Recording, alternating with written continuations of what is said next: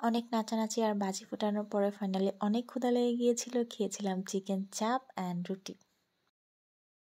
কাজিনরা মিলে খুব এনজয় করছিলাম অনেকদিন পরে। খাওয়া দাওয়া শেষ করে ভাবলাম একটু নাটক বা মুভি দেখা যাক। তারপর দেখলাম ভালো বাংলা নাটক এসেছে, তাই একটা নাটক দেখছিলাম নিলয় আর হিরির সাথে। এনজয় করছিলাম আইসক্রিম অ্যান্ড চিপস।